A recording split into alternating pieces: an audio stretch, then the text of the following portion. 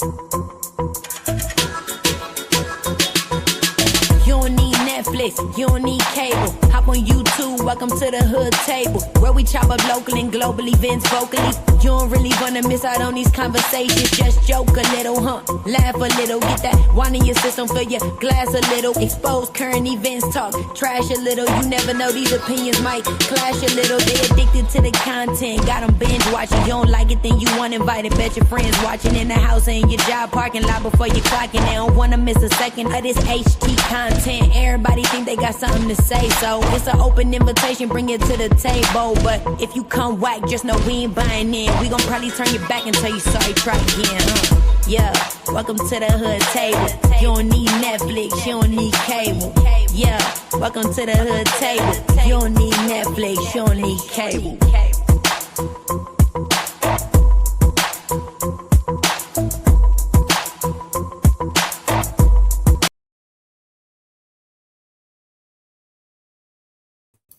Hey, what's up, everybody? Happy Monday. I hope you all had a wonderful, wonderful weekend.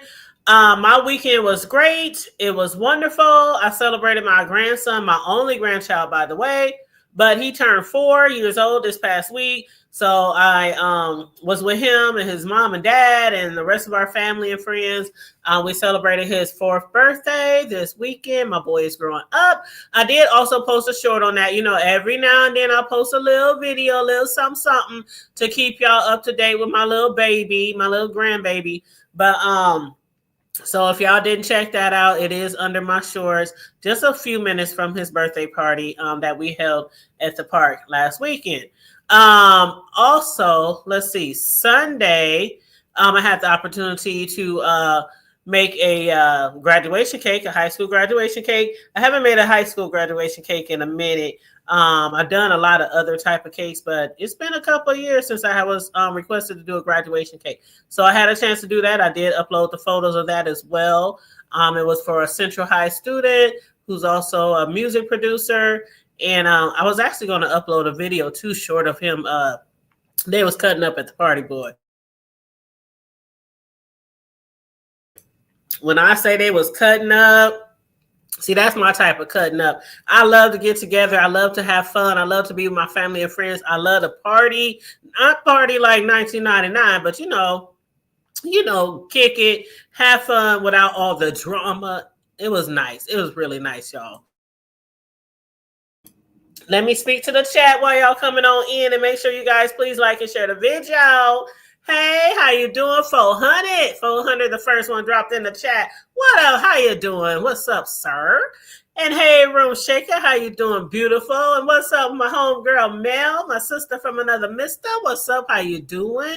I hope everybody's having a great, great day. If you guys have not been keeping up with the keeping up, then y'all need to start keeping up, especially with this trial. I know somebody had told me the other day they've been trying to keep up, but it's so much, and that's true. And if it doesn't really interest you, or some of the things you're just like, I don't want to hear about all that negativity, I absolutely understand. But I'm gonna give it to you. I'm gonna give you the rundown for the rundown, okay? So if it's on the hood table, then it happened. I'll be using reliable sources for my content and for my coverage. And, you know, I just don't be talking off my head. If I repeat something or something, it's from a news reporter or something like that, right?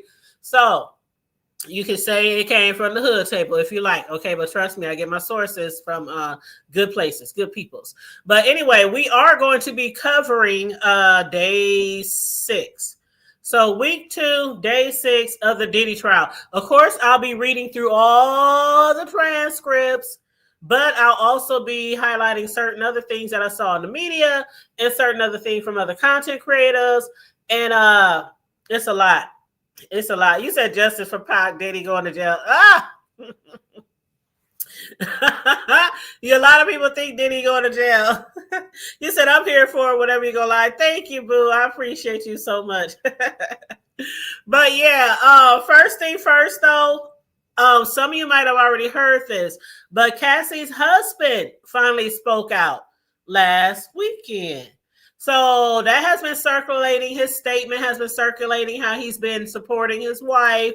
That's been circulating since the weekend. Let me read to you what he said, just in case y'all didn't see it. Now, you know, Cassie's husband is Alex Fine. He used to be hired. Diddy had hired him in the past to be Cassie's trainer. And then they ended up hooking up, I guess, falling in love, got married. They own baby number 3. She is due in a couple of months. And she is on trial. I mean, not on trial, but on the stand, pregnant into her 3rd trimester. She's a few weeks from her due date.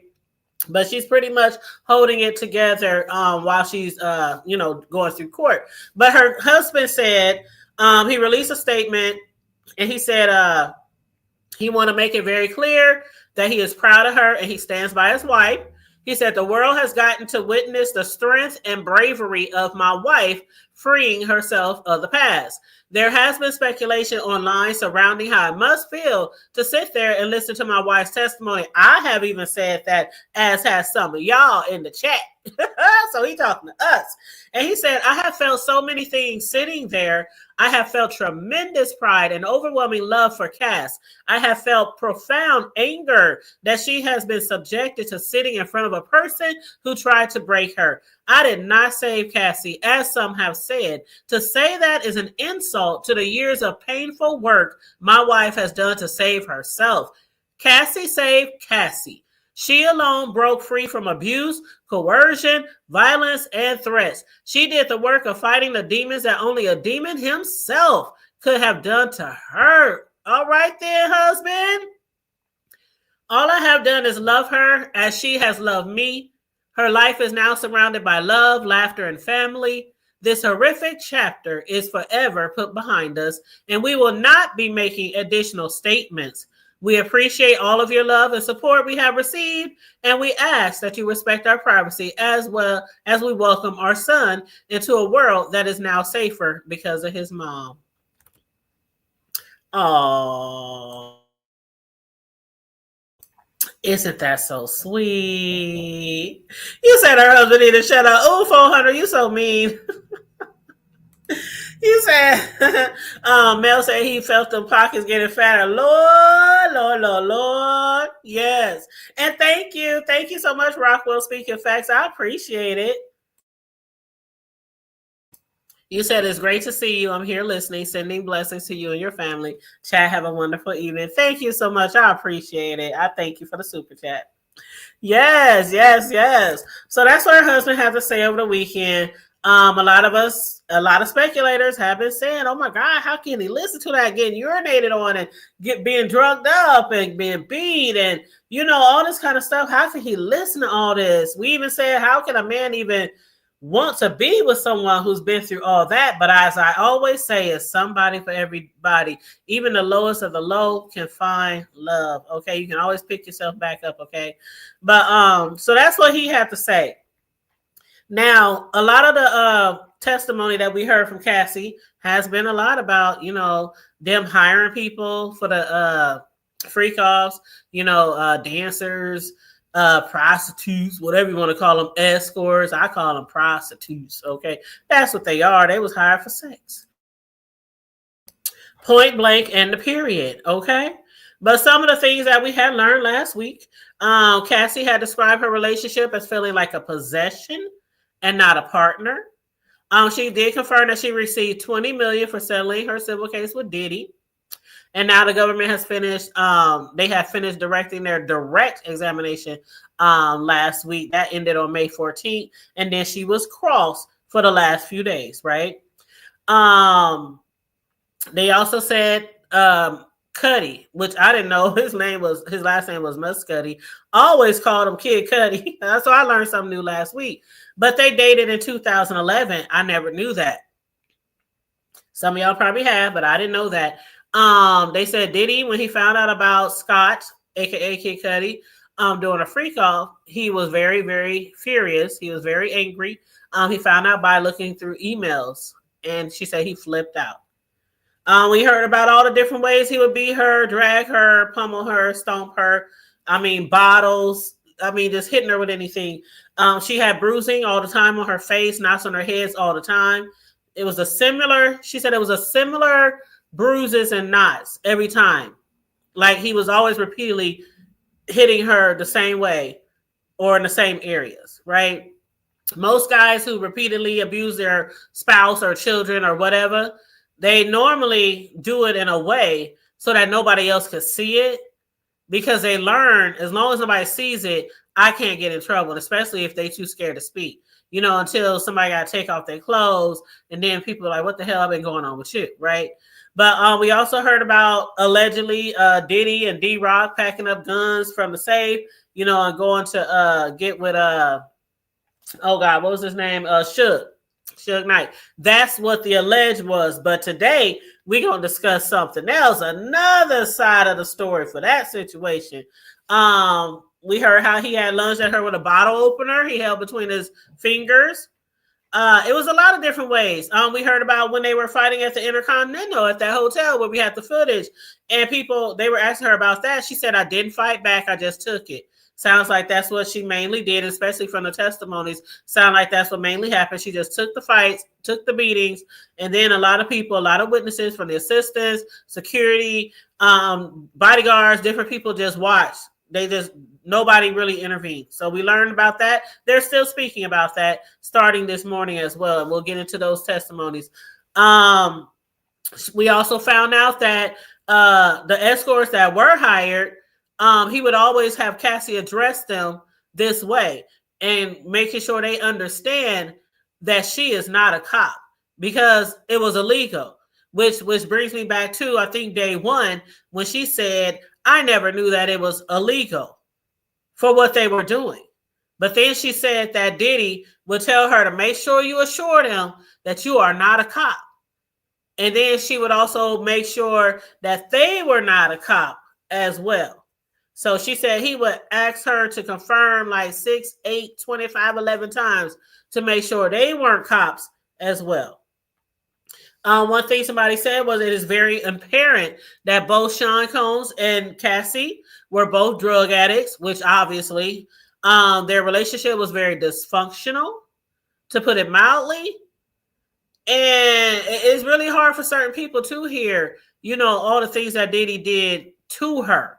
You know, we always hear the rumors about what goes on with certain celebrities and their relationships at their parties and stuff. But to actually hear all this shit on the stand is very shocking and alarming. We heard about a certain lady on the stand. I mean, not on the stand, but in the jewelry box, who was just, they said she just was gasping and clutching her pearls when she heard about all the things that Cassie had been through.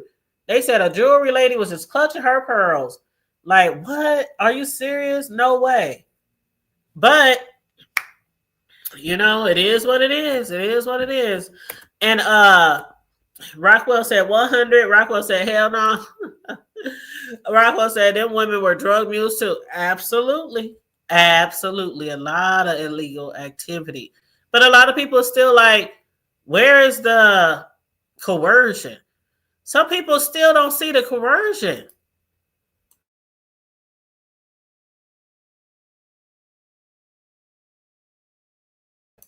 Some people still don't see the trafficking. A lot of people only see that Diddy so far has been very abusive. Now, one thing I saw somebody has said, let me scroll down to what they have said. One thing that somebody has said on social media, they said, I am generally sick of people asking, okay, but where are the RICO charges? They said, like, it's literally been only 6 days. It's not a TV show. It's real. Complicated trial. People need to grow up and realize this is not for fun. Somebody else said, I agree. I'm sick of it too. Also, if these people pay attention, there are many things adding to the RICO that has already been discussed, like using his bad boy record staff to cover up and supply illegal activity.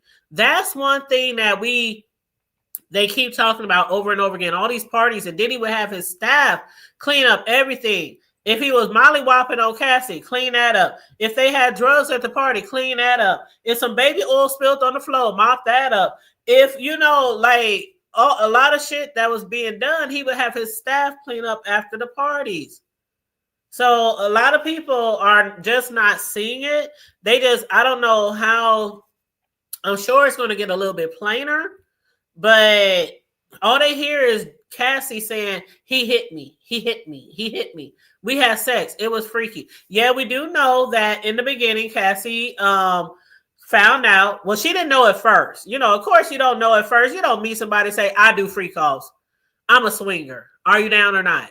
They didn't learn that. She didn't learn that information till later. She didn't learn that that's what she has to be involved in to be with him. And I'm pretty sure that he waited to tell her that once he was pretty secure in a relationship, like, she gonna stay with me, she in love with me. I mean, we didn't find out they were even dating till 5 years later?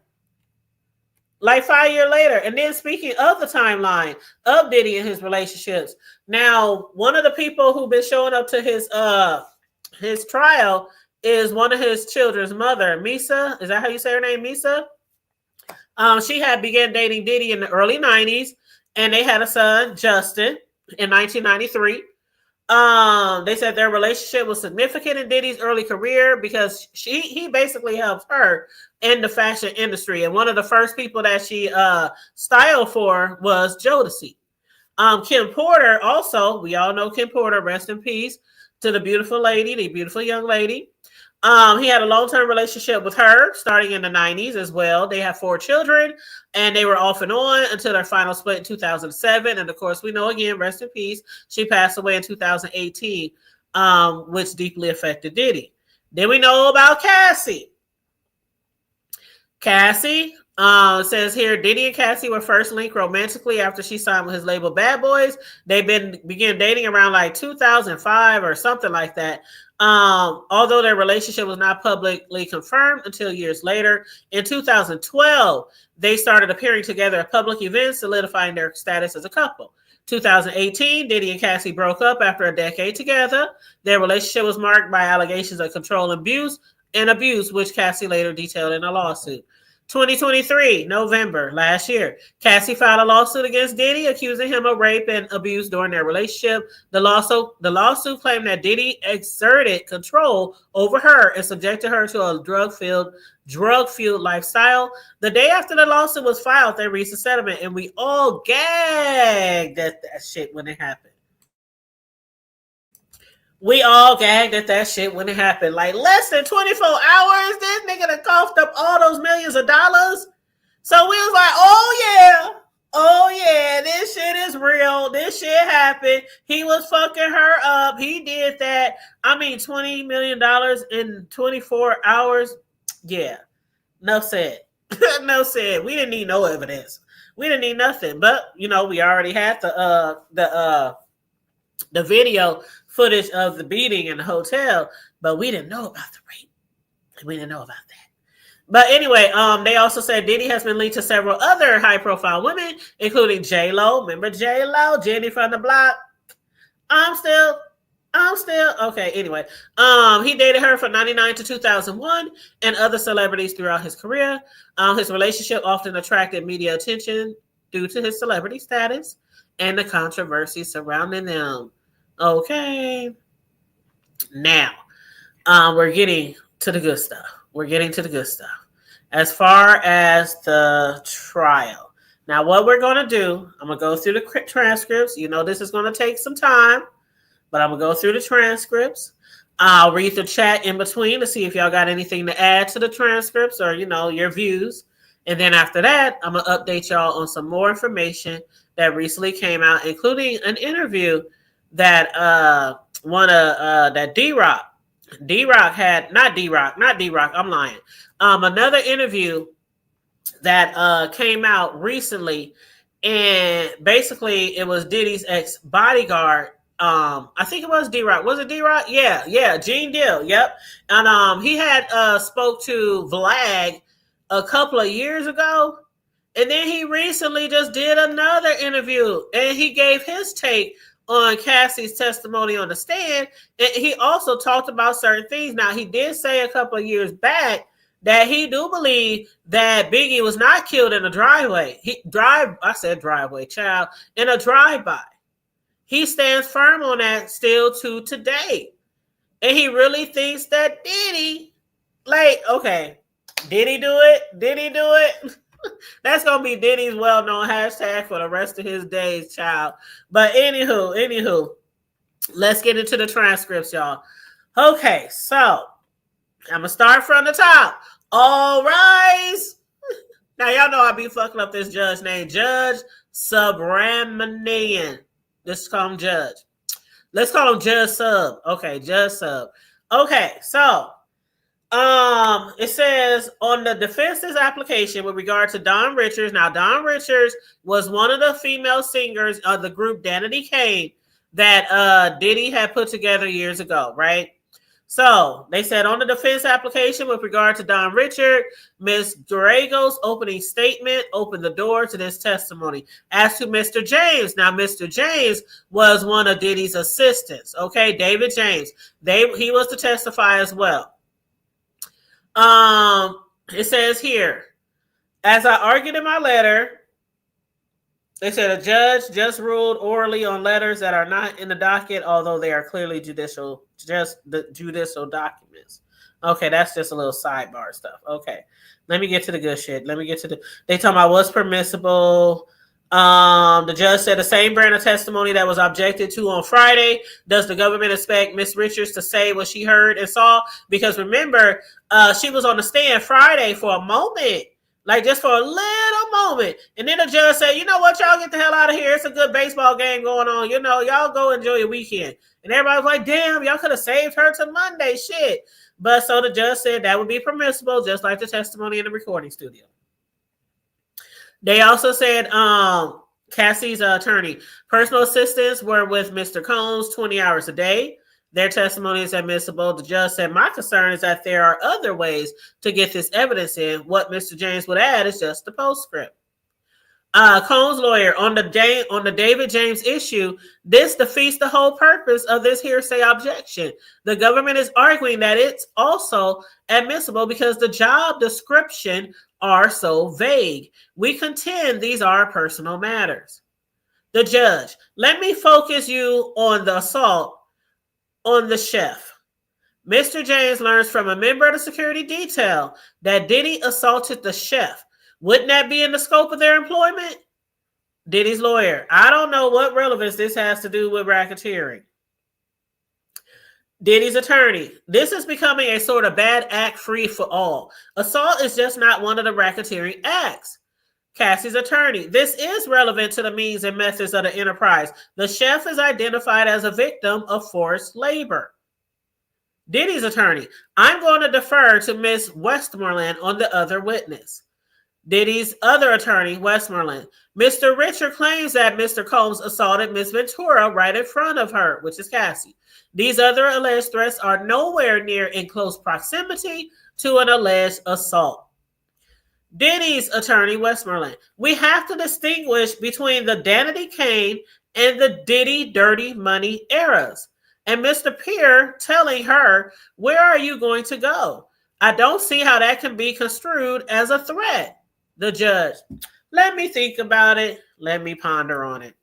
I'm starting to like this judge. I know some of y'all was shading the judge.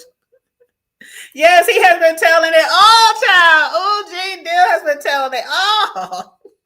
I don't know what. I ain't gonna put no bad buju out there. How they say it? How they say it? Bad buju. Juju. That's what I say, bad juju. But I am surprised he's still walking around. Don't let nobody know I said that. That's between you and I. Okay. Mel said, was she the one talking about Cassie getting beat? Yes, girl, she was being beat with skillets, wine bottle screws, bottles, and you saw he threw that damn lamp at her at the hotel. Like, hey, sis, how you doing, boo? What's up, boo? Yeah, I mean, I'm not laughing at the fact that she was getting beat. It's just, you know. But you say he ain't scared. Yeah, he ain't scared. I ain't never scared. He the bodyguard, okay? And I heard they play with big guns. All right. Okay. So the judge said, let me think about it.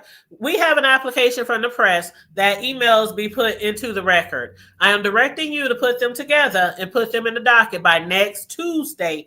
And after that, on a weekly basis. They said thanks, but a week late. Anyway, okay, so here we go. Jury enters the room. Cassie's attorney start off. When Diddy told you, and she's talking to Don from Danity Kane, all right, the singer. So she said, when Diddy told you people could be missing, how did you interpret it? Don said that people could die. I couldn't believe that this could be the beginning of a journey for us. Can you believe that? Hold on, let me take a sip of this drink I got right here. Hold on.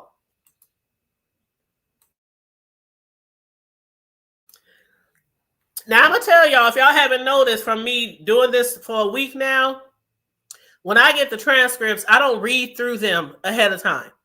I read through them as I'm giving it to you. So I'm showing real-time reactions, right?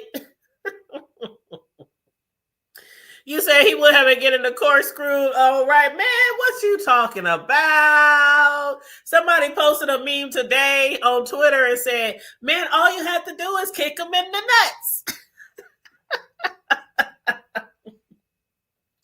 I was cracking the hell up. I mean, ain't that one thing they teach you when you're little, if you're being attacked by a man, the first thing you do is try to plunge his eyeballs out, and then you try to kick him as hard as you can in the nuts, right? So, yeah, what up, Charlie Boo? Hey, Boo, I enjoyed your chat this morning, girl. But, yeah, it does give original reaction. So, when I'm reading the scripts, I'm giving you my original reaction. So, when I gag or gas, I'm doing this, like, for real, okay? Like, what the fuck? But anyway, so Diddy told Dawn, as soon as they first hooked up, that people could die.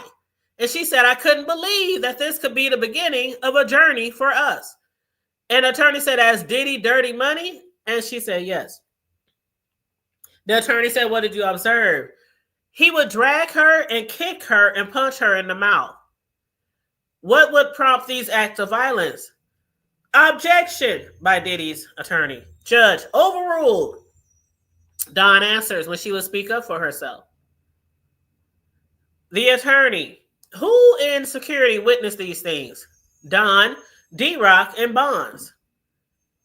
Where did Miss Ventura get hit? Her knees, her face, all over. Did there come a time you were in New York for a festival? Yes, in Central Park. In the residence, what happened?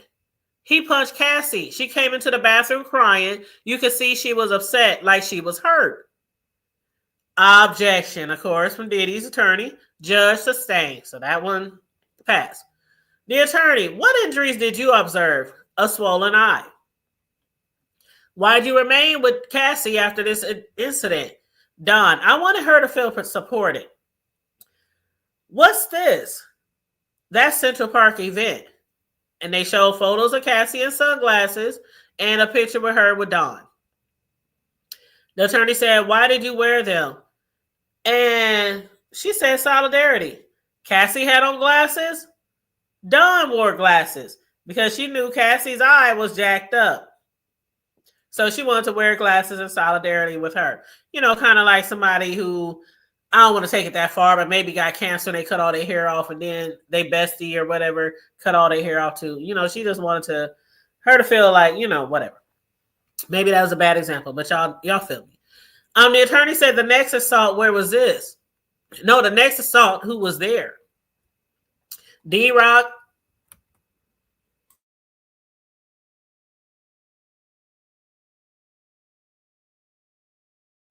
I'm sorry, I was reading. I'm trying to read some of the.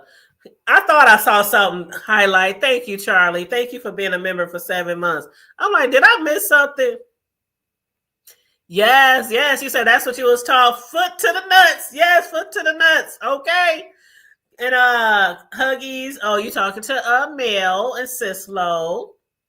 And thank you. Don't forget to like, share, and subscribe. And you can support the Hood Table at $sign the Hood Table 402. Thank you, my beautiful moderator. Thank you so much. Kick and run. Kick and run. But yeah, so they wore the glasses together in solidarity. The attorney said the next assault, who was there? Don said D-Rock, Capricorn Clock, and Harvey Pierre. Who is Mr. Pierre? At Bad Boy answering to Sean Combs. Did they do anything? None of us did anything. Seems pretty common, right? Don said, when we drove back to LA, he slapped Cassie in the mouth and told her to shut the fuck up. How did the passengers respond? We stayed silent the rest of the ride.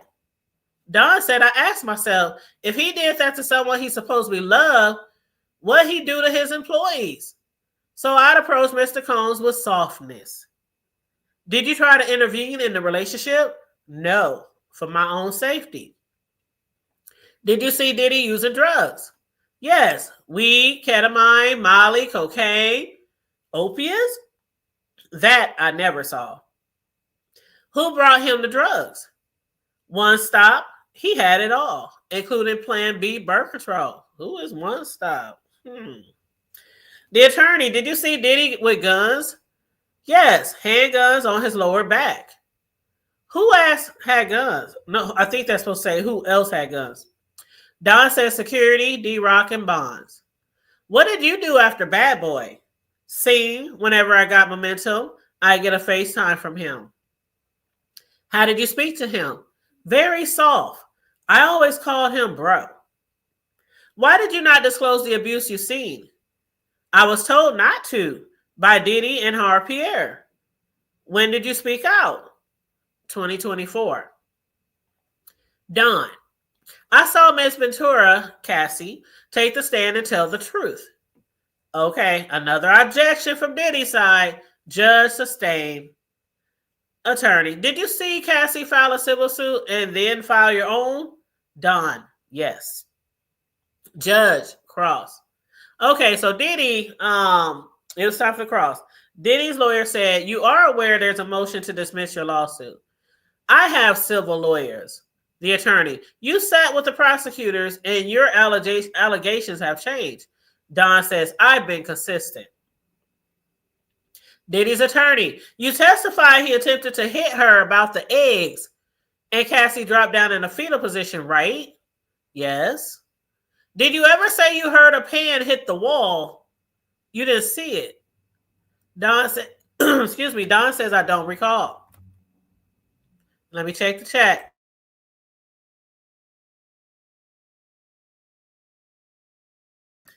You said, I mean, Diddy too little, I be done, beat his ass and throw. Oh! Oh, Charlie ain't playing. Don't play with them Mississippi girls. Sure. And then Dawn says she don't recall. So Diddy's attorney, would you agree with me? It has been hard for you to keep your story straight with respect to this egg incident. I told it as close as I could. The day after, you say, Diddy said, people go missing. Yes. Let's turn to your interview on March 18, 2025. You did not say anything about Diddy told you people go missing. I don't recall that. No worries. I'm going to show you a document for the parties, page 5. And that's when they show the documents. The lawyer said, isn't it true the first time you said this was a week ago? Would you like me to show you your previous interviews? I know what I said. You said Diddy made a death threat, one that you didn't recall 7 times?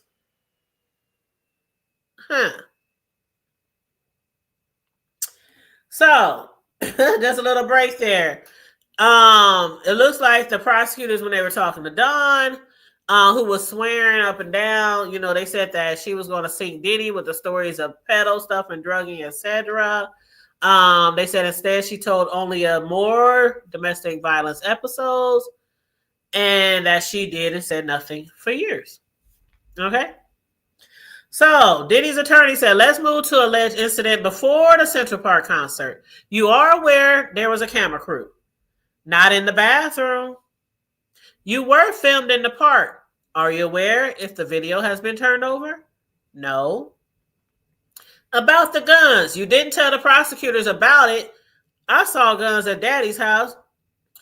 Done. They didn't ask. You never saw Diddy pull a gun out and wave it around, load bullets, or cock it? He just had it. Did you tell the government you never saw Diddy do cocaine? I don't recall. Your testimony has changed on quite a few things. As time progresses, I remember more. You saw One Stop sell drugs. You saw him take money? Yes. All right, 1 second. Didn't you tell the government you never saw anyone pay him? So you lied, right? No. Judge said, sidebar. The judge was like, okay, let me holler at y'all for let me holler at y'all for a second. So then after the sidebar, Diddy's attorney was back at it. It was you who reached out to Diddy to work with him again? Yes. But he had threatened you, right? You asked him to work with you again? Yes. The attorney, okay. The attorney, the songs you released on your own have not reached the level of what you released with Danity, Kane, and Diddy Dirty Money, right? True. And you reached out to Diddy to try to make more money, right? Yes. Now Cassie's attorney. Can we have a short sidebar? And then after the sidebars, a redirect. Cassie's attorney. Why did you file your civil suit? Don. When I worked for Diddy, I had no sleep. The conditions. The attorney for Cassie said, in every meeting with the government, did you say that Diddy beat Cassie? Yes. Why did you reach out to Diddy? One of the judge on Making the Band, Lorianne Gibson, I wanted to reach out. Objection from Diddy's side. Judge sustained. Cassie's attorney. How often would you hear from Diddy after you left Diddy Dirty Money? Don. Sporadically. Why did you reach out to help Kalina Harper? Cassie's lawyer. No further questions.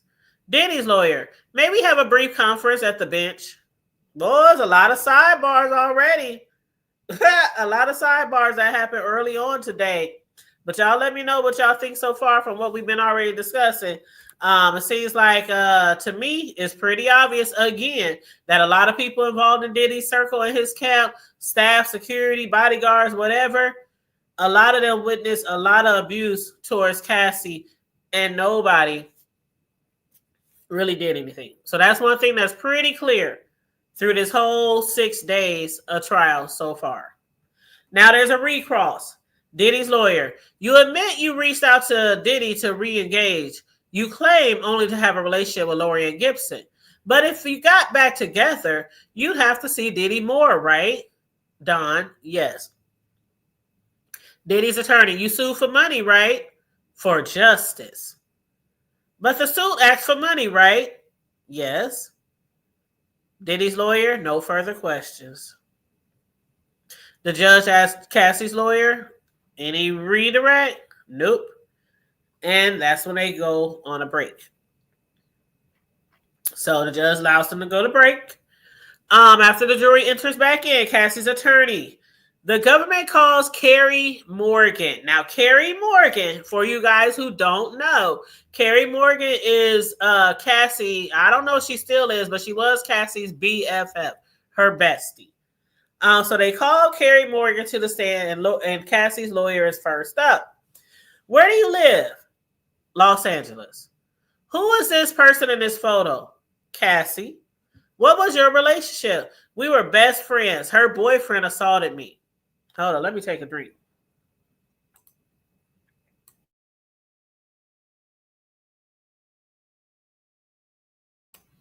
Okay, she said her boyfriend assaulted me. I guess that's why they ain't besties no more, huh? Cassie's attorney, do you see him here? Yes, there in a yellow sweater. Let the record reflect.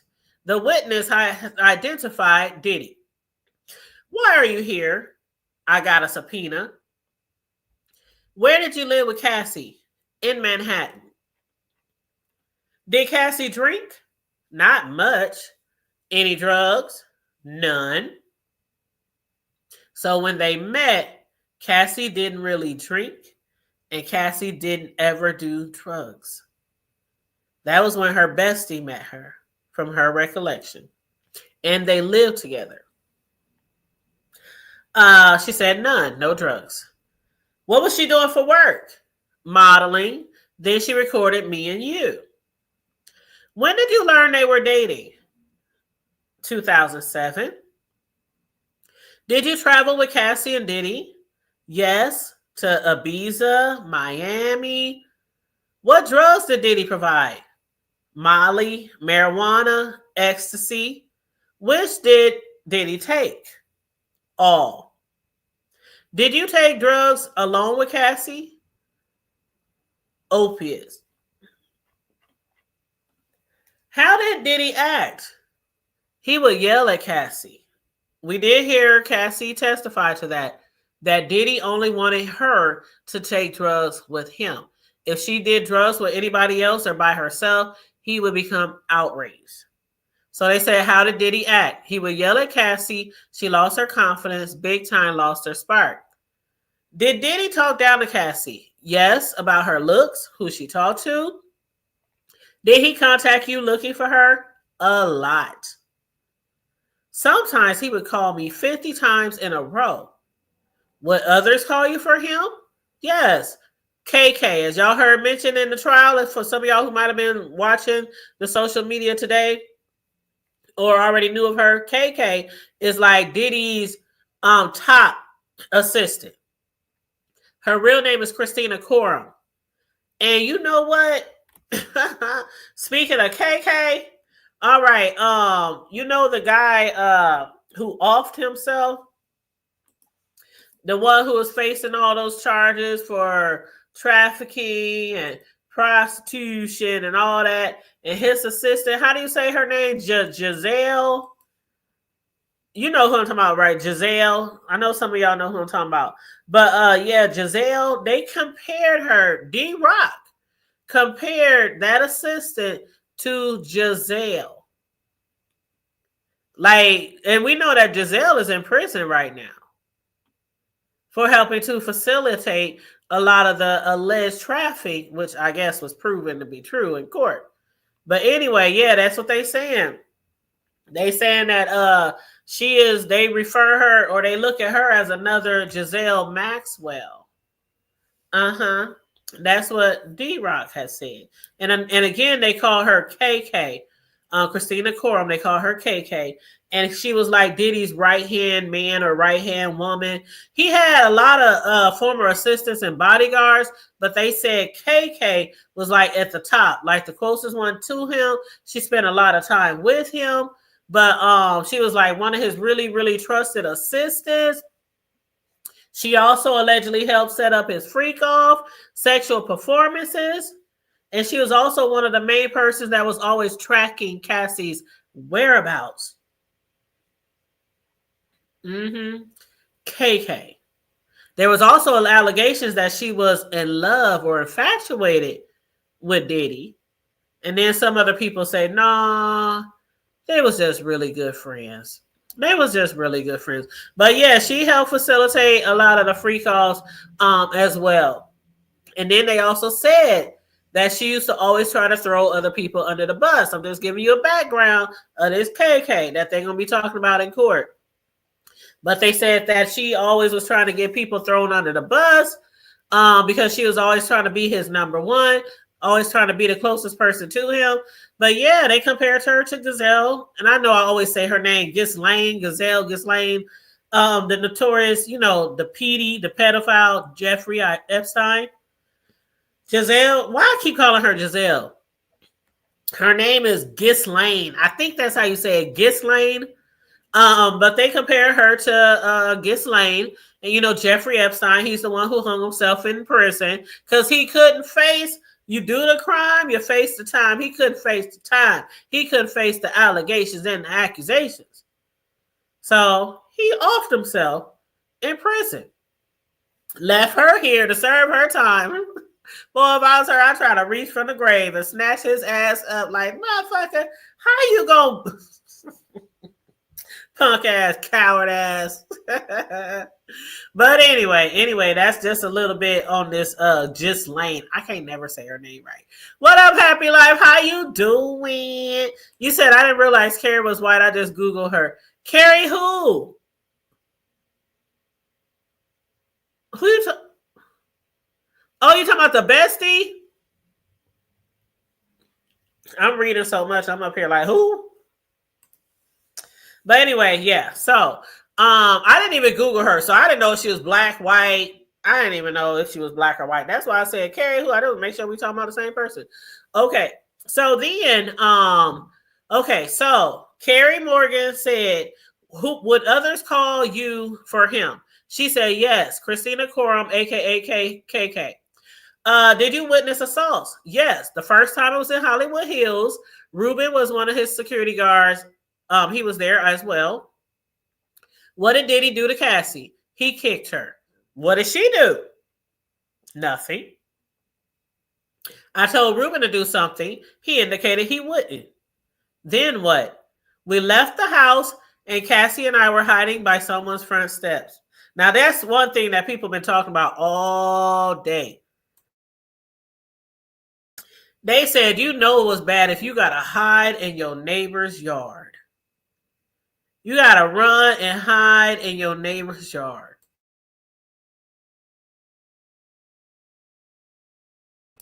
His beatings were very brutal.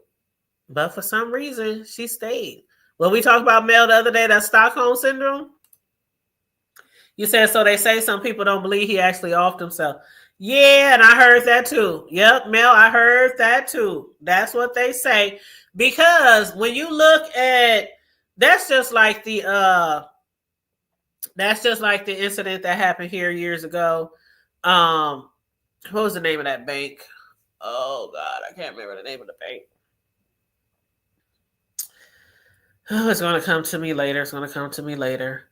But there was a bank here. It was a bank scandal here. And a lot of the bank was ran by this black guy. And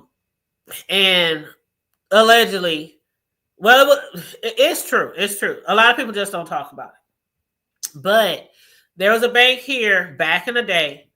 Franklin Credit Union. That was it. If y'all want to look, ooh, Charlie, if you want to look up something real juicy, because I know you love doing crime stories too, Franklin Credit Union scandal.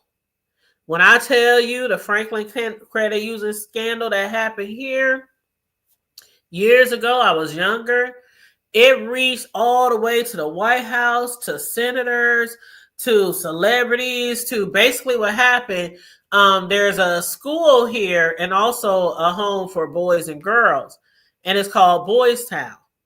And they take in a lot of youth.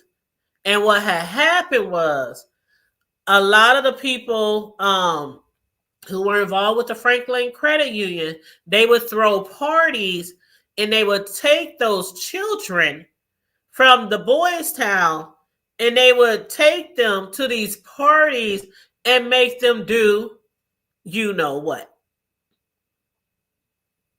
Right? These were underage boys and underage girls. And once the shit hit the fan, and a lot of people did years in prison behind this. Some of the people who was closely related to the family here, because I mean, this family who was associated with this, it was a black family. They was associated to the Franklin Credit Union. They was so rich.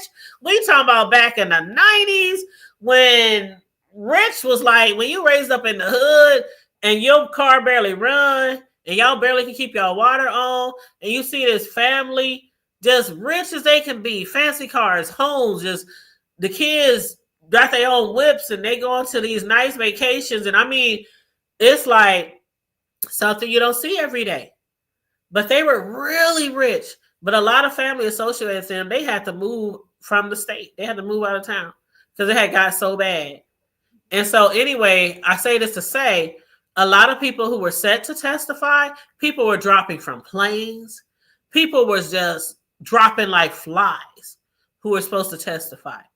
So I can believe something like that could have happened because this shit was just kind of like the Epstein shit. That's how big it was. I'm telling y'all, any of y'all who like to do reports or like to look up crime stories, look up the Franklin Credit Union scandal.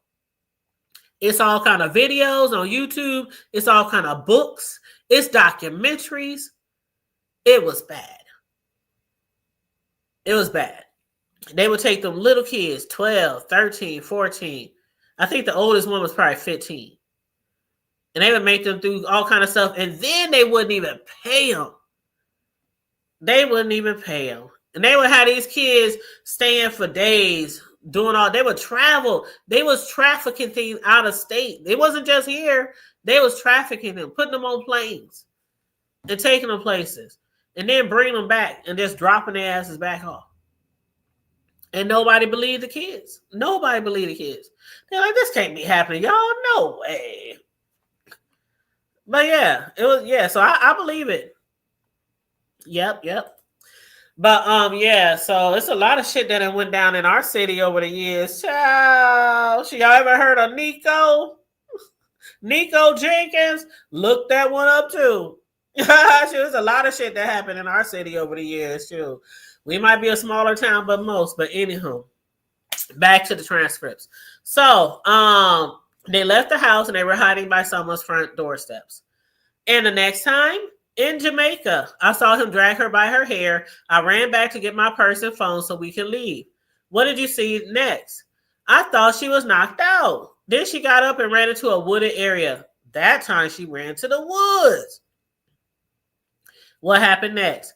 There were 2 golf carts in the driveway. I got in one and Diddy got in the other. We went in different directions looking for Cassie. Did you find her? Yes. Then we hid in a ditch, whispering. What about the incident at Comstate Apartments? Cassie came back with a hoodie covering her face. Then Diddy came and tried to get in, hitting the door with a hammer, and I called D-Rock. Did he get in? No. The police came. What happened? Cassie wouldn't show them her ID. Nothing happened. They left a card. Read this message. Did you send this attachment? Yes, it's a photo of the card can't even talk. It's a photo of the card the detective left. Did Diddy ever assault you? Yes. He hit me with a wood coat hanger and choked me. What? I didn't know he was beating on Danity Kane. He was beating on Danity Kane. Oh shit! I'm mixing the names up. I'm sorry. He's beating on Kerry Morgan. Her bestie. How you let your bestie get hit by your? Boy.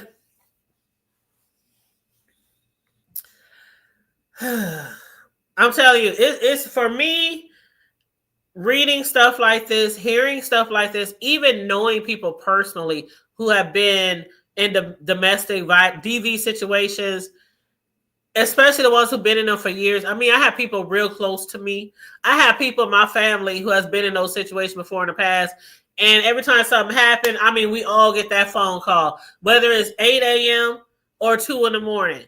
We be running up on people's houses, running up, snatching people out. I mean, I done seen a lot, and I know how it goes. You get beat up, you separate, they apologize, you let them back. It's like a revolving door. It just keeps like a broken record. But what's so hard to me is like, you can never understand. Like they always say, put yourself in somebody's shoes. That's one shoe that I could never put myself in. I can put my shoes, my 8.5s, in a lot of people's shoes, but that's one shoe that I'm too, I don't want to say I'm too volatile or aggressive or anything like that, but I just saw this shit growing up, and I always promised myself I would never. Oh no, you might hit me once, but that'll be the last damn time. I've never. And I had a situation when I was a very young adult where I had a guy break into my house after we broke up because he was cheating on me, and I found out and kicked him out. And he found out I was with somebody else and broke into my house in the middle of the night, snatched me out of bed, grabbed a butcher knife, held me hostage. I've been through that before. It was a one-time incident. The cops came the next day. I was down there filing restraining order, filing charges, and I've never seen that guy ever again in my life. I just can't. I can't do it. I can't do it. And especially if you get the chance to get away, and I hope somebody out there is listening to this. If you got the chance to get away, yes, you don't know if they might come looking for you. Yes, you might be scared that they might come looking for you, but at least fight to survive. You cannot go out like that. You cannot go out like that. Go out fighting. You know what I'm saying? Just anyway. It's sad. It's sad. But okay, so to hear this, he now beating on the homegirl, beating on the best friend. And if that nigga was beating on me and my homegirl, have you ever had? Come on, ladies, y'all ain't never had an issue with a dude and your homegirls and your cousins? We taking off earrings, we tying our hair up. You know what I'm saying? We put rocks in socks. We put bananas in tailpipes. We do all busting with. Child, let me not incriminate myself too much. Ain't no way. We ain't both getting fucked up. Like, are you crazy? We ain't both getting fucked up. Shit, you jump on that nigga from the back and I bust him in the head with a bottle. Like, come on now. But anyway. So, they said, where did the hanger hit you? This is to the bestie. Behind my right ear. What did you express concern about? Who Cassie was they said, what did Diddy express concern about? Who Cassie was cheating on him with? Who did you speak to about it? Ryan, Diddy's old assistant. What did he do? Nothing. And Cassie's bestie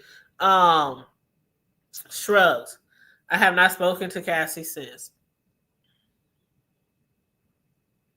The jury then goes out to lunch. The arguments continue while the jury is gone. It's just a little small talk. The judge says, what's your best citation to try to get this evidence in? I don't know what the hell that means. 614F30. I don't know if I think that's the evidence numbers. The judge said, I'll look at them and we'll be back. Diddy's lawyer said, I haven't seen this before. The judge, you all need to get something to eat. Go to break. Okay, so they came back from a brief lunch. The judge said, if I let this in, Cassie could be recalled as a witness.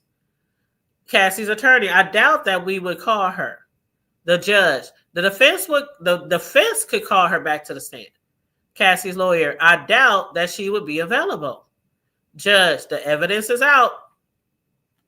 Judge, I anticipate Mr. David James will be the next witness. How is he relevant? Cassie's attorney, as to the means and methods of the enterprise, Diddy threatened to assault employees. So while waiting for the jury to come back in, they just posted something. That's irrelevant, so forget that. Okay, so the jury entered. Cassie's attorney, no further questions for Mrs. Morgan. The judge said it's time for cross. Diddy's attorney, you were Cassie's best friend since 2004.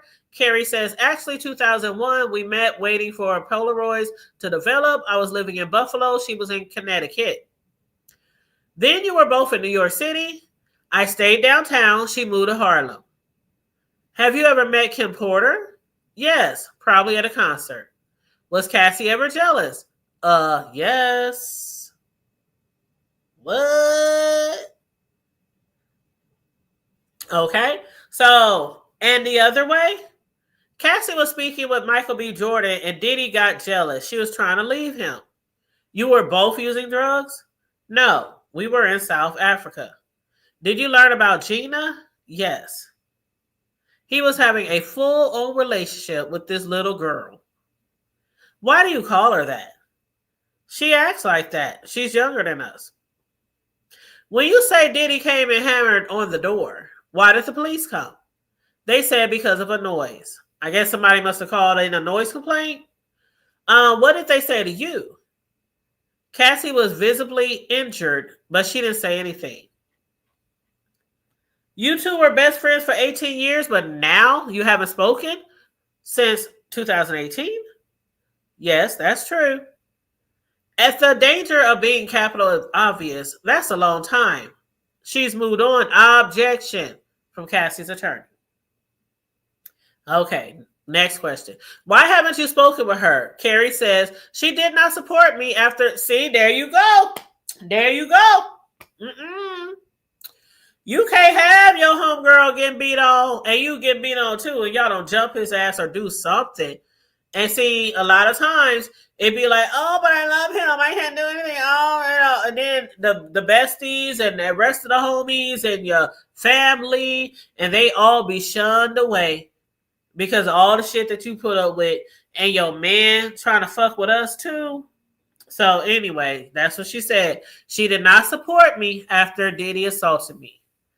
I tried that line at assault. Okay, she said that's basically, okay, that's where the line draws. That's where I drew the line. You reached a settlement with Cassie? That money came from Diddy.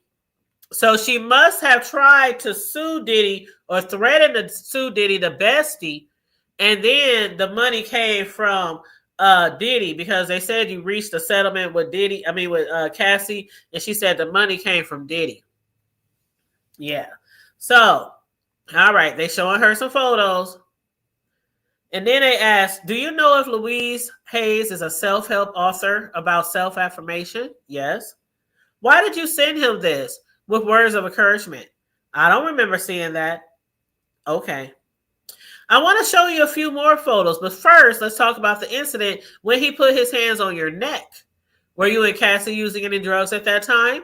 No. What did he say? He said, who is she cheating with? Oh, so he gonna strangle the homegirl because he thinks she know who his girl cheating with. That motherfucker is cold. That ugly ass beady eye fool.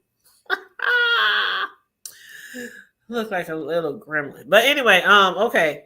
So you went to urgent care and not the hospital, right? But you don't the prosecutors, wait a minute, but you told the prosecutors it was bloody and you went to the hospital. I don't remember that. Look at this. 3,500 material. They didn't show it to the jury, but they showed her something, a statement. She said, I see that. I said that. Now cross-examination. Cassie's attorney steps up. Do you remember Diddy's attorney asked you about an incident in LA? Objection from Diddy's attorney, overruled by the judge. Cassie, attorney, and he hit her like in Jamaica, arguing about jealousy. What happened in Jamaica? He dragged Cassie by her hair a 50-yard hallway. Was he talking about jealousy? No. He said she spent too long in the bathroom. What? Y'all, you said thank you. We jumped those kind of big. We jumped them fools. And that's exactly why people don't. I'm going to say from my experiences, and I love this family member too, Deb. I'm telling you, to this day, that one family member of mine, I would go to war for that one. Trust me. I'm so glad and thankful when she finally separated from that fool. But at that time, shit, that's how our family is. We just naturally like that. Hey, you call us up, everybody rolling. It's like one person put the smoke signals out and everybody jumping out of bed. It don't matter where you at. I remember times leaving work for some bullshit. Okay, we was just rowdy like that back in the day. And so it's been times when it's been females or girls like, what? You messing with my cousin? There's an individual today who I still don't talk to, even though my cousin still forgave them, because some people, I ain't said I still hate her. I ain't trying to go to hell for hating nobody, but it's like, nah, this person has sent me like 2011 Facebook friend requests in the last 10 years. Ignore, block, like, nope, we can never be friends or anything after something you tried to do to my cousin back in the gap. No. So it's certain things I'm like, oh no, nope. It can never be. It can never be. But yeah, you said not the Polaroids. Yeah, the Polaroids. I don't remember the last time I seen a Polaroid camera, but them was the shit back in the day. Shit, you just fan that mug. And we thought the picture, like when we look at the cell phones today and how clear they are and all that, the imaging and stuff, And then you think back to the Polaroid pictures, man, them black and whites, damn near pictures, barely show any colors. You can't tell if your jeans are stonewashed or blue. But yeah, they was the shit though. That was, man, take all the pictures. We'd be at school snapping all day, have a whole bunch of Polaroids by the end of the day in school.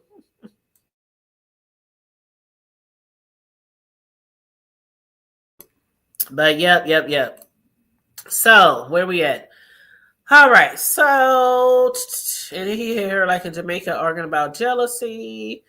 Okay, what happened in Jamaica? Okay, so they asked why did he drag her by her hair down the hallway? Was it about jealousy? And she says, nope, she spent too long in the bathroom. Cassie's attorney say nothing further. Judge says any recross? Diddy's attorney, now.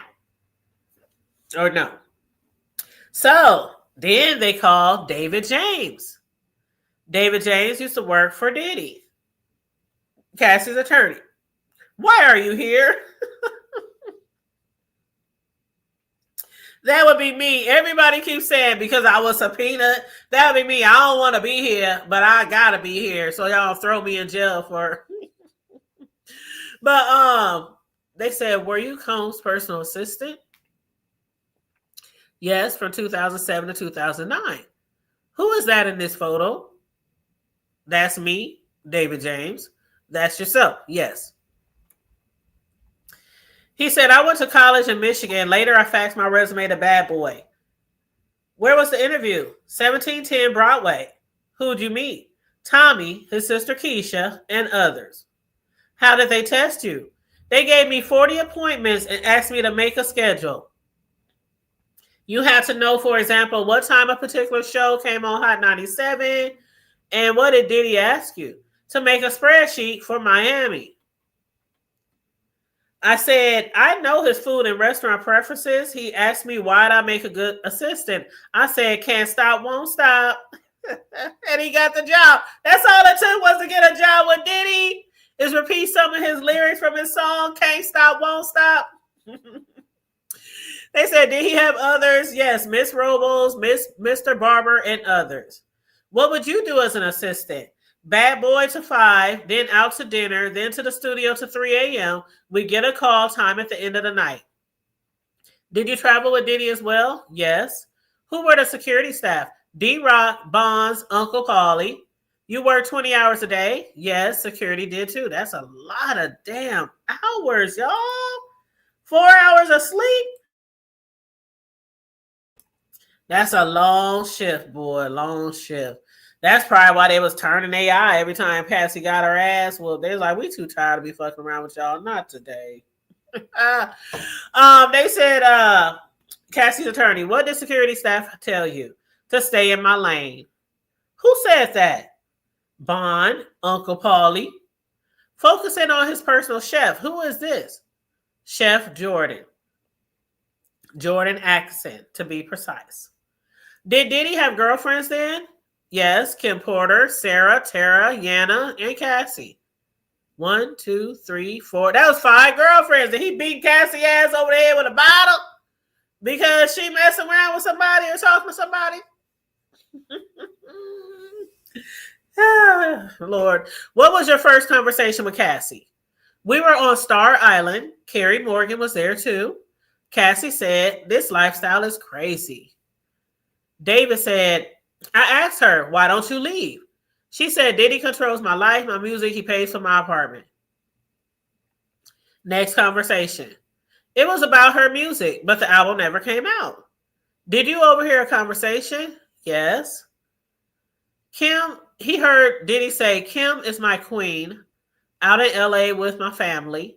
He said, I have Cassie right here where I want her. She's young and moldable. Ooh. Ain't that what I've been saying? Ain't that what I've been saying? He never got with Cassie out of love. Cassie kept reiterating how they were in love. She was in love. She thought he was in love with her. She knew she was in love with him, but she thought he was in love with her too. And I said repeatedly, he was never in love. Just yesterday, I said, you can't love nobody that you allow the next man to urinate on in her mouth. How could you say you love somebody and you watching somebody piss a bucket in her mouth and use them like a toilet? Nah, he, like I said, he always got with her in the beginning because she was young, impressionable. She was hungry to be a star. He made all these promises to her, 10 album deals, and he was fucking on her and with her for years before he even let anybody know publicly. And why? Because he wanted to get her and mold her and make her into the person that's submissible, that he wanted her to be. Mm-hmm. You said, wonder how much he was paying them. Child. Mm-mm-mm. And then, so after he said that she was young and moldable, the attorney said, Your Honor, how much longer do you want to go? This would be a great place for a break. The judge said, we'll break for the day. So that was the break for the day. That was the break for the day. So that's what we got for today, day 6. I think they're going to pick up with David again tomorrow because he wasn't on there that long. And they kind of stopped at a good spot, right after David said, because, Diddy literally was telling people, Kim, that's my woman. That's my girl. She's the mother of my children. Cassie, this is somebody I can do what I want. I can mold her. I can, how men are. Some men, they got to have, just like some men, there are men out there who do not allow their woman to give them head. There are some men out there who do not allow their woman to do certain things. But they love head. Oh, they going to get them some head. They just going to get it somewhere else. Because they think certain things like that is for hoes or hookers or prostitutes or whatever you want to call it. Easy women or whatever, They don't think that's something that their woman should do. And it was like that a lot back in way back in time. A lot of men were like that. They wouldn't allow, nope, you couldn't give me coniglias. Nope, if that's the proper term for it, we call it head, okay? Sure. You said, did Diddy want the money? Did Diddy want the money? Did Diddy want one? Hey, Happy Life, how you doing? What do you mean, did Diddy want the money? I don't know what you talking about. Hold on, let me go to my Facebook because I got some links I got here that I wanted to read to y'all. Okay. All right. So back to what I was talking about earlier about Gene Deal. Excuse me. Okay. So he had already spoke to Vlad a couple of years ago, right? He's been speaking for years, really, about what he thinks really happened to Biggie. And he also been chiming in on, Cassie's situation, how Biggie really died, pointing fingers at who he thought was responsible. He also said if Biggie's mother was alive, she would be so upset to find out the real story. So for years, there's always been allegations about how certain people died, how Biggie died, how Pac died, different things like that. And Gene, he's back on a YouTube channel again, this time on The Art of Dialogue. So I'm going to drop the link so y'all can check it out too. Because I shall not play the video because I don't like really playing other people's YouTube videos. People might try to strike you.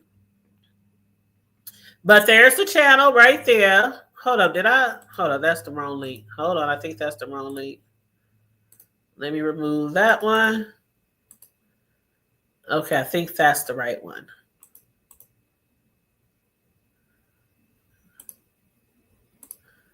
Okay, so I think that's the right one right there that I just put in.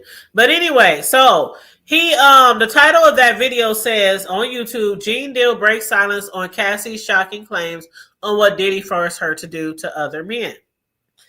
Now, if you go through the transcripts, for some people who don't like watching videos, you can just hit transcripts and you can just read, from the beginning. So I'm gonna just read through the transcripts, right? And he was also on The Art of Dialogue before. And they was telling him basically, welcome back. They was like, what do you think about the first week of Diddy? He said, I want to get to my opinions on that. It's a lot of people saying, giving their opinions. Everybody at first was scared to give their opinions. And now a lot of people are front and center telling all their stories, all the Diddy stories. They said everybody breaking the internet. A lot of YouTubers, a lot of bloggers are breaking the internet right now, talking about Diddy and what they think about everything. But he wants to give his opinion on the subject. And he said he thinks it's crazy. Excuse me, let me get a drink. Let me get a sip.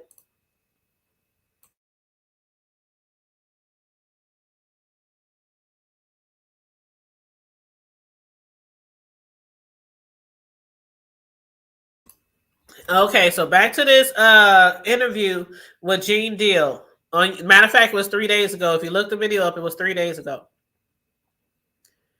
Okay. So before he got to answering questions, he started up saying to the person interviewing him, he said, I guess you got a couple questions for me right now. I got a lot to ask you all right now. He said, but before you get started, I know most of this stuff is going to be about the trial and everything, but I just want people to know that I want to say something regarding the whole trial that came out that I thought was significant. And another content creator has somebody who came out and spoke on his stuff. And this is about D-Rock. He said, I did a whole, you don't mind. Oh, he was just asking permission to speak about it. And he said, yeah, I don't mind. He said, I did a whole thing on D-Rock and what I really think that happened. And so he said it's called the biblical betrayal of Biggie Smalls. So Gene Deal wrote something called the biblical betrayal of Biggie Smalls. And he said he lined up whatever happened to Biggie that night. It said when he had got out and he got played and when he had lost his life. And he said that D-Rock and Diddy had Big go to a party. Now, it came to the trial about D-Rock and Cassie mentioned a lot of stuff. This is what Gene Deal is saying about D-Rock in a couple of stories. And he said, I know one, D-Rock told me the story. And he said, you understand, when I first was trying to get in touch with Diddy, and the two, he said, I heard what Cassie has said, but I don't want to address that because I don't know your line of questioning. I'm just reading the transcripts from the YouTube video. He said, but I do want to address that D-Rock is the one who got Biggie out of the room. And that's when he and Diddy had took D-Rock and they had went out for the day. And Diddy had told him he didn't have to go. And so he said, I told this story 1,000 times. He said, but in the trial with Cassie, it said he had something to do about D-Rock being head of Diddy's security after he had left. And he said, you understand that that's when D-Rock had came home and they had moved out to California, the whole 9 yards. And he said, D-Rock let Diddy trick him. And I don't believe that D-Rock was that sinister and knew what he was doing. So what he's trying to say is he think Diddy tricked him into going along or going with him to get Biggie out of the house. Now, something else that he did say was he don't think Biggie was killed in a drive-by. He think that D-Rock and Diddy has something to do with Biggie's, untimely, death. And, when Cassie he mentioned how Cassie had mentioned that they was at the diner, at Mel's Diner. And Cassie had stayed home. He said it was around that time when they had the freak off at the hotel, the one that just paid Cassie $10 million. And I don't want to go all into it, but I'm just giving y'all some of what he was saying. He's still standing on the fact that he does not believe that Biggie passed away in a drive-by. He thinks it was more up close and personal, and that it involved Diddy. Now, some of y'all might have heard that story before, but he's reiterating some of the things that he said in the past and adding a little stuff to it, and he's also giving commentary on what's going on with Diddy right now. But basically, he said Diddy was trying to line Suge Knight up But he said, but like I said, I'm not going to get into that right now. I'm just going to get into the fact that D-Rock has been with Diddy since Biggie died. And so what had happened was, from his recollection, from what he's saying, D-Rock had went to jail. And Diddy had promised him that once he get out of jail, he would take care of him. And remember, Diddy had the clothing line, right? And Sean John. And so when D-Rock got out of jail, Diddy helped him get a clothing line as well. And so kind of what Gene is trying to say, I think. But y'all can go to that link in the chat. And y'all can listen to the YouTube interview for yourself. But what it kind of saying is like D-Rock felt like he owed Diddy for holding him down while he was locked up, and for, helping him, with the clothing line when he got out. You said that's a lively. Yeah, I posted another one.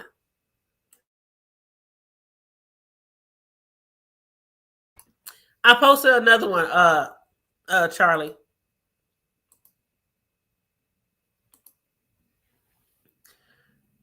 Hold on. Just in case, let me do it again. But I think the second one that I got is right. Hold on, let me post it again, because I post 2 different links. So let me post it again. Okay. All right, you might be right, Charlie. Okay, I just posted again. Thank you, babe. So I think I posted it and I thought I had the wrong one. So then I deleted it and then I put another one. So I just put the right one in there. Thank you, Charlie. I appreciate that.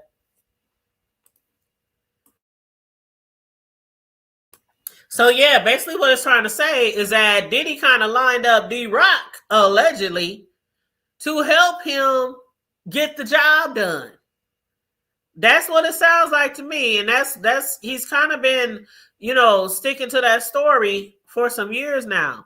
And he's one of the main people who has been speaking out against Diddy, all these years.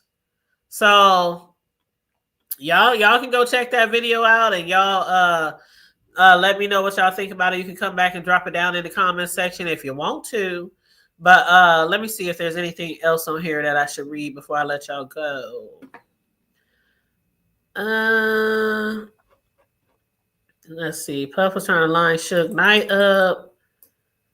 Oh yeah, he said so the clothing line was called Bully. And so Gene Deal said Puffy or Diddy gave D-Rock a clothing line, or help him get his clothing line lined up, and it was started up, and it was Bully. And it was called Invisible Bully. And they said it was actually Biggie's idea for him to do the clothing line for him, and it was called Invisible Bully. I don't remember that clothing line. Do some of y'all? I don't remember that, but it was like T-shirts and things like that, he said.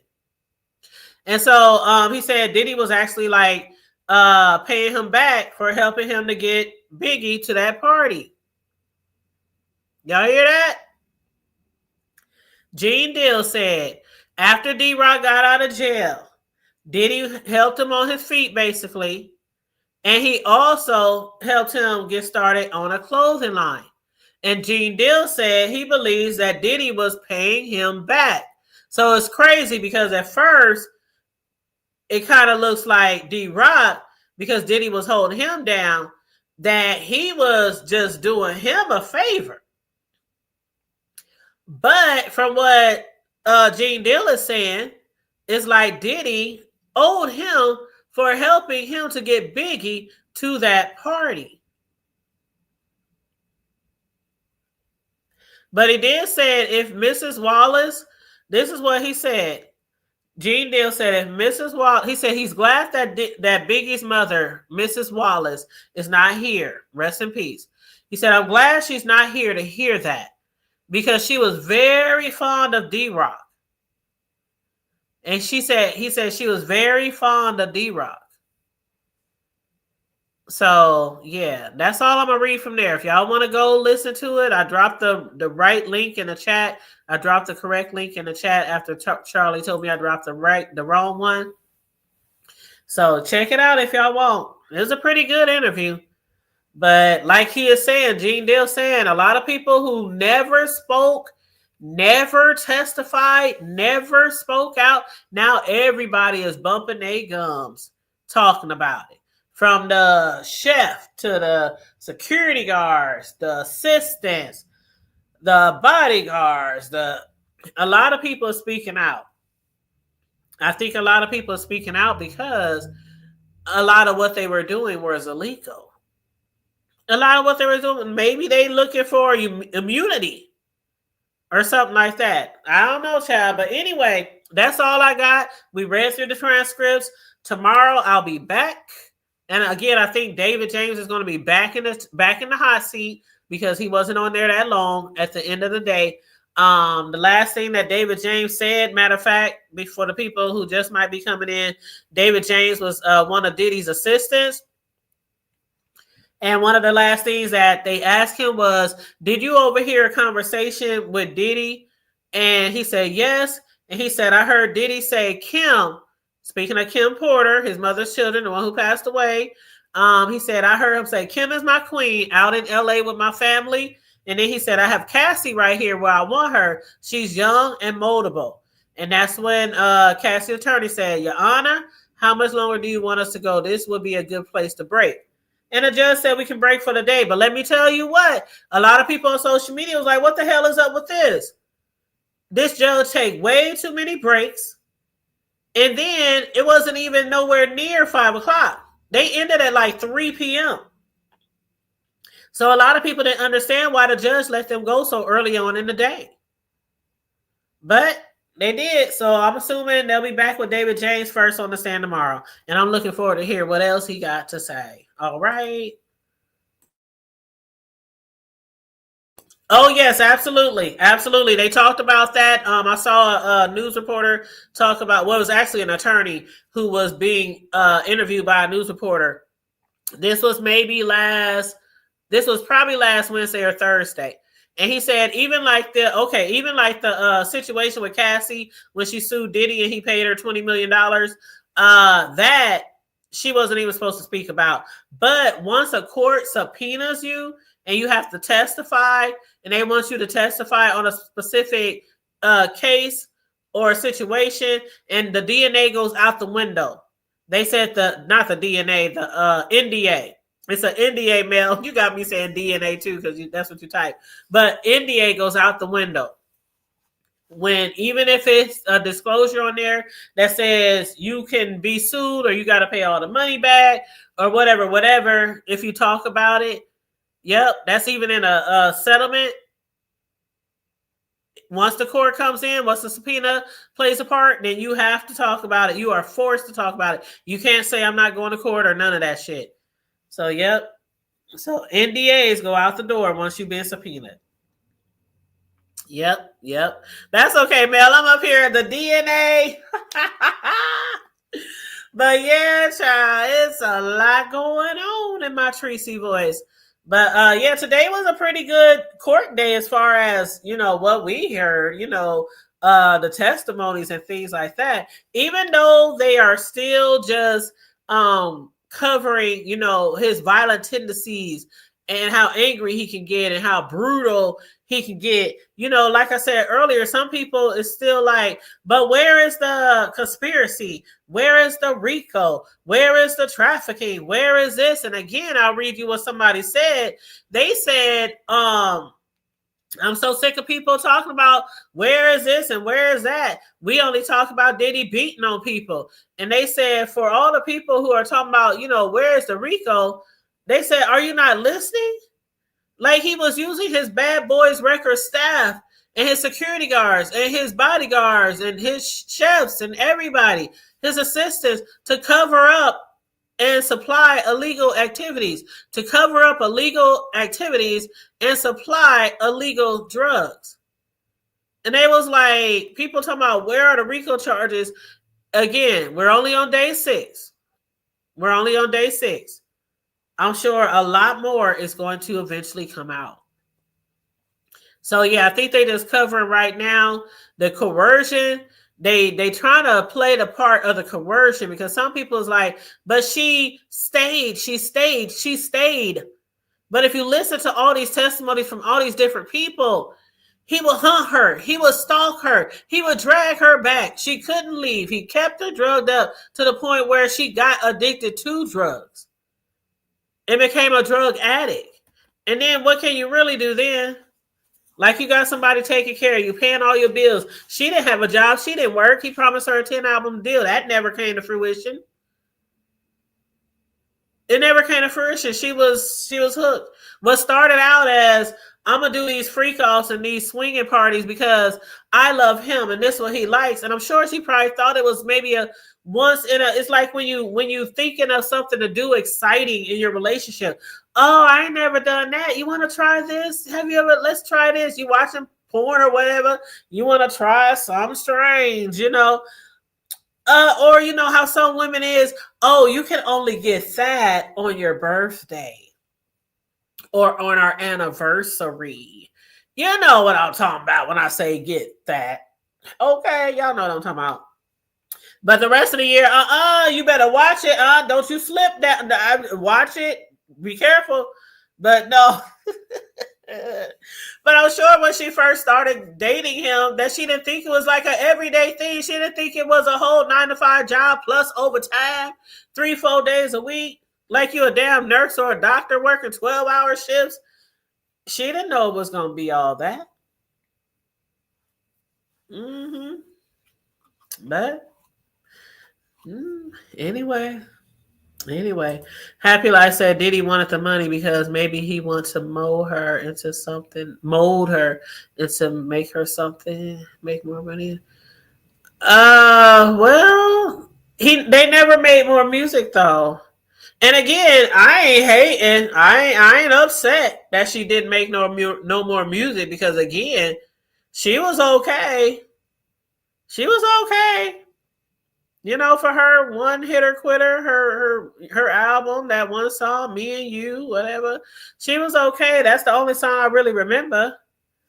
But I'm sure she probably had a few other good ones on that joint, but I wasn't like a humongous fan of Cassie's. It was just like, it was one of those things where you hear the song every fucking where you go. And it was one of those songs that stuck in your mind. Like, me and you, it's just me and you. Just us two. I don't remember all the words. But anyway, it went something like that. But yeah, it was just one of those songs that stuck in your head and you just had to sing. When you heard it, come on, you just had to sing it. But you said never start anything new like that if you don't plan to keep it up. Because men, yes, honey, you will let that man do something different with your ass. Pun intended. Or with their ass. Pun intended. Oh, I told y'all the story about how one of my homegirls had, I ain't saying no names, but one of my homegirls was dating a guy. And the first time they did it, he asked her, did she have any toys? And she thought that he was going to use her toys on her. It was like that scene from Sisters, the Tyler Perry show Sisters, when that man turned around and popped that booty up. And he was like, I want to go first. And she was like, huh? What? And he was like, yeah, I like that. I like that. You know how it hits that spot. You know how the male spot, the male or whatever the spot they call it. I forgot. I can't think of it off the top of my head right now. But yeah, that spot between the balls and the walls, whatever. And I was like, bitch, did you do it? She said, yeah. You did? She said, yeah, and that was the end. She said, after that, I didn't answer no more phone calls. I didn't call him. I didn't respond to his messages. She said it was a one-hitter quitter. I said I couldn't have done it. I couldn't have done it. Yes. The male G-spot. I couldn't have done it. I was like, I would have been like turning my head, pushing. Is that okay? Am I doing it right? I couldn't.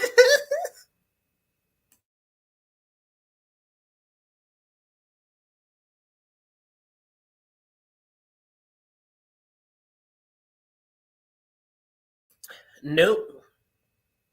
Mm-mm. Mm-mm. Y'all about to get out of here. We done went to a whole nother. Thanks everybody for joining us today. Thank y'all for the super chats. But yes, feel free if you want to donate to the commentary. Please donate. Cash App, $ the hood table 402, or to the super chat. Please and thank you very much. Everybody who comes in on the replay with the replay gang, please make sure you like and share the video. I'll be back tomorrow. Now I know some people is probably like, the hood table, you said you was going to review Power finale. I promise you, I will try to watch it tonight. I just can't do it all, y'all. I can't do it all. I'm only one person, but I'm going to try to. And this weekend, I was just tired. Y'all know all that I had going on this weekend. I was tired. When I got up for work this morning, I could barely walk. I was struggling to walk down the hallway. I'm like, I am so tired. My body sore and everything. So I was like, I'm gonna do this little Diddy review, and then I'm gonna relax for the rest of the day, put my feet up and just relax because I'm still tired. But yes, huggies, Charlie Boo. You know I love you, baby. You said, oh my God, girl. I was tired, boss. But yes, please make sure you guys like and share the video and support my favorite content creators in the chat. We got Miss Sislo in the chat. We got Charlie in the chat. She know I love calling her Charlie. And we got Mel in the chat. Those are three of my favorite moderators. I don't see my sis Deanna, but she one of my favorite twos who be dropping down. She's a moderator too. But yeah, definitely those are my top. And please support their channels, please, and thank you very much. I don't see any other. Oh, we got 400. 400 was in here earlier. 400 does have a channel over there. He be rocking out on his channel as well. Who else was in here? Oh, the Room Shaker. The Room Shaker was in here as well. The Room Shaker. Now she's from a different sector, but she does content on different things, even trending news and celebrities sometimes as well, I think. And also the B sector, but she has a great channel over there. Room Shaker be doing her thing over there too. So y'all support the ones in the chat, support each other. But yes, I appreciate you guys. I appreciate y'all for coming through. You said Boss Ace. Girl, he is the boss of me. That little grandson of mine. Oh, you know what? When I came to the party this weekend, because my job was not to do baking. My son and his baby mom told me, we want you to do the grilling. The other grandma is going to do the cake. Because we switch it up. Y'all know I'm a personal custom cake decorator. So it ain't nothing for me to whip up a nice, beautiful cake for anybody, especially my grandson. And I done did his birthday cakes, his baby showers. I done did all that shit, right, in the past.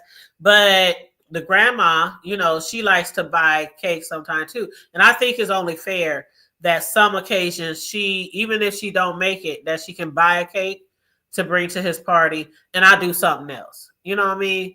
Because that would probably make me feel some type of way too. You know, if it was vice versa. And the other grandma is always making all these nice fancy cakes. And I can't do that, but can I at least go buy him a nice cake? So, you know, so she brought him a nice cake for his birthday. And I grilled, and I got up early and I grilled all this chicken and burgers and hot dogs and stuff like that. Then when we went to the park, as soon as I got out my truck, he saw me walking. He was like, yeah. He just took off running and left everybody at the park. They was like, don't run out in the street.